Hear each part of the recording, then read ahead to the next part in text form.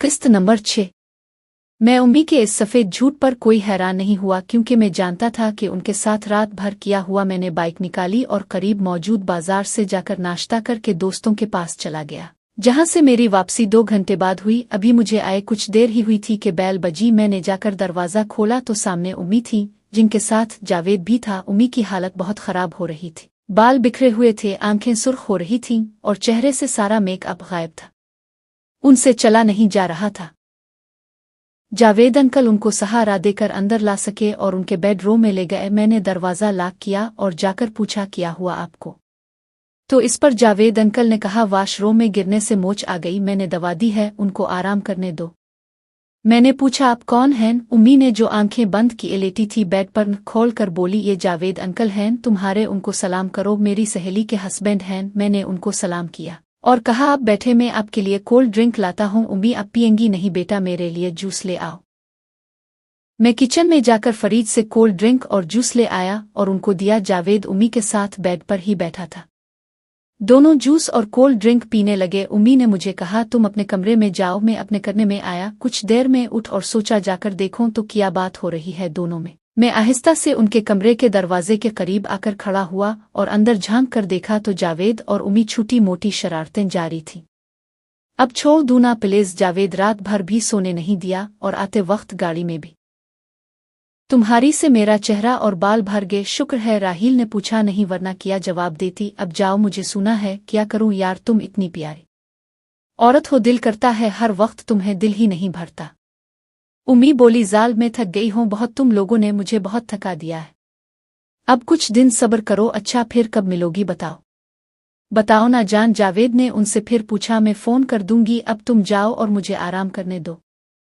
अब नहीं हिम्मत हो रही प्लीज शाजिया, सिर्फ एक बार कर दो, फिर नहीं कहूंगा। देखवरा जेल भी घर में है, वो अगर अंदर आ गया तो रुको, मैं इसको देख कर आता हूँ। जैसे ही जावेद ने ये कहा, मैं वहां से आहिस्ता से हिट कर अपने कमरे में आ गया। इतनी देर में जावेद मेरे कमरे के दरवाजे पर आया। मैं गया और पूछा, क्या हुआ अंकल? कुछ चाहिए? नहीं बेटा, मैं ये कहने आया था कि तुम्हारी उम्मी रेस्ट कर रही है तो उनको डिस्टर्ब मत करना। अब किया जा रहे हैं? मैंने पूछा, नहीं मैं कुछ देर बाद जाऊंगा, अभी तुम्हारी उम्मी से कुछ जरूरी बात करनी है। Okay uncle. वो चला गया। 5 मिनट बाद मैं दोबारा से उनके दरवाजे पर पहुंच गया।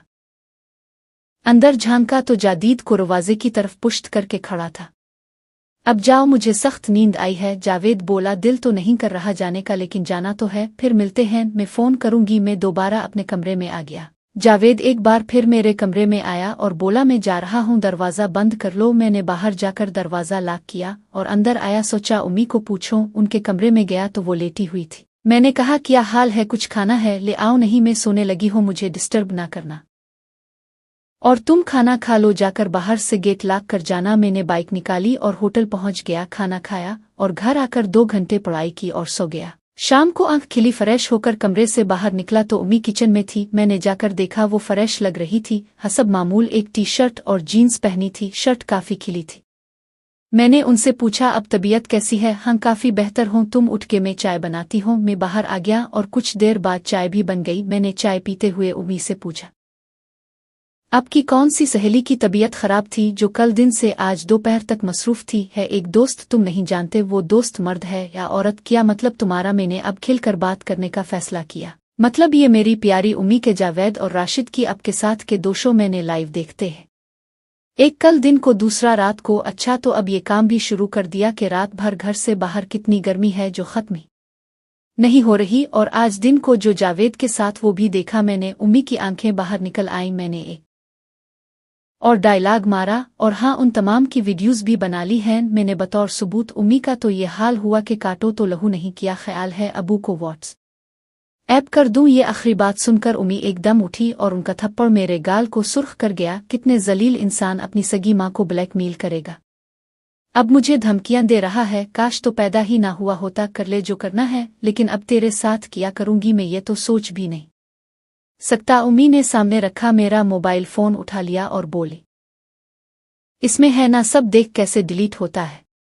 मैंने तो डायलॉग मारा है कि वीडियोस बनाई है, जबकि ऐसी कोई बात नहीं थी। और ऊपर से उम्मी का थप्पड़ पड़ गया। मेरे होश उड़ गए, समझ नहीं आ रहा था कि क्या करूं। तो अपने बाप को बताएगा, इससे पहले मैं बताऊंगी कि तुम मेरे ऊपर गंदी नज़र रखे हुए हो। उम्मी तो आप ऐसे बाहर होकर भर ही गई, मैं रोने लगा और उनसे मुआफ़ी मांगी कि ऐसी कोई बात नहीं, मैंने कोई वीडियो नहीं बनाई, मेरा मोबाइल दे दे। लेकिन उम्मी ने एक ना सुनी और मेरा मोबाइल लेकर अपने बेडरूम में घुसकर दरवाज़ा अंदर से लॉक कर लिया। मैंने उनको बाहर आने को कहा, लेकिन अंदर से मुझे उनकी किसी से फ़ोन पर बात करने की हल्की सी आवाज़ आ रही थी। मैं समझा अबू से बात कर रही है। अब तो मेरी हालत मज़ीद ख़राब हो गई कि अबू ने चचा को बताना है और फिर खचानी मेरी धुलाई करवाई है। मैं अपने कमरे में आ गया और बैठकर रोने लगा था तो एक टीनएजर उम्मी को ब्लैकमेल करते करते खुद भी किया। यूं ही रात हो गई। बाहर से खटपिट की आवाज़ आई। मुझ भूख भी लग रही थी बाहर का तो उम्मी किचन में रोटी बना रही थी। मैंने पास जाकर उनसे एक बार फिर मुआफ़ी मांगी और बोला, प्लीज़ मुझे मुआफ़ कर दो और मेरा मोबाइल वापस मेरे सामने। के उम्मी ने गुस्से से कहा। मैं कुछ कहने की पोजीशन में नहीं था। मैं चुप करके एक आधी रोटी खाकर मशवरा कर लेता। एक हफ्ते बाद सोचने लगा हफ्ता की छठी थी, वरना किसी दोस्त से ही या नहीं, लेकिन वो रात मेरी जिंदगी की एक भयानक रात थी। अचानक मुझे महसूस हुआ कोई मेरे बेड पर मेरे साथ लिपटा हुआ है। मैं डर के मार जाग गया और पूछा, कौन है? कमरे की लाइट जो कि मैं बंद करके सोया था जल रही थी और सामने उम्मी दरवाजे के पास खड़ी थी। मैंने खुद को छुड़ाने की कोशिश की, लेकिन मेरे हाथ बंधे और फैसल ने जकड़ा हुआ था और सिया हुए थे। शायद नींद में उन लोगों ने बांध दिए थे, वरना मैं उन दो पर भारी पड़ता। इसको आज ऐसा सबक सिखाओ कि आइंदा किसी को ब्लैकमेल ना कर सके। उम्मी गुस्से से बोली। उनके हाथ में उनका मोबाइल था जिसके कैमरे का रुख मेरी जानिब था, गोया वो मेरी फिल्म बना रही थी। फैसल मेरे सीने पर चढ़ गया और मेरे मुंह में देने की कोशिश की। मैंने मन बख्ती से बंद कर लिया तो इसने मेरे बालों को हाथ में लेकर झटका दिया, जिससे मेरा मुंह खिल गया और फैसल ने अपना काम कर लिया। फैसल जो काम उम्मी के साथ करता था वो मेरे साथ कर रहा था। उम्मी ने करीब आकर वीडियो बनाई और बोली, पता चला कैसा होता है ब्लैकमेलर बेटे। में रोने लगा। मेरे साथ क्या होने जा रहा है? फिर भी रहम तलब नज़रों से उम्मी की जानिब देखा, लेकिन वो तो जैसे मुझे जानती ही नहीं थी। कुछ देर बाद उसकी जगह सलीम ने ले ली। मैं रोते हुए कह रहा था, मुझे छोड़ दो, मैं किसी को कुछ नहीं बताऊंगा, लेकिन वो तीनों तो बहरे हो चुके थे। मैंने मिन्नत की कि मुझे छोड़ दो, ये सब ना करो। ये सुनकर फैसल बनने की कोशिश की। मेरे मुंह से एक दर्दनाक चीख निकल गई और आंसू बहने लगे। मैं मचल उठा। दर्द की शदीद तरीन लहर से मेरा अंग अंग दुखने लगा, जैसे नीम बेहोश हो गया। मेरी मरीख पर चीख निकल रही थी, लेकिन फैसल ने बहुत मजबूती से मुझे काबू किया हुआ था और मेरा मुंह बंद किया। मैं उम्मी बचाओ, मर गया।